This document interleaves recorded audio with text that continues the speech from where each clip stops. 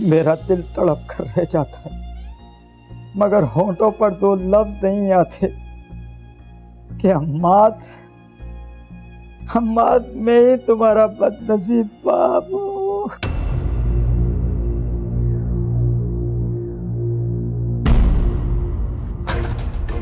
नसीरा, लड़की किधर है? किधर है लड़की?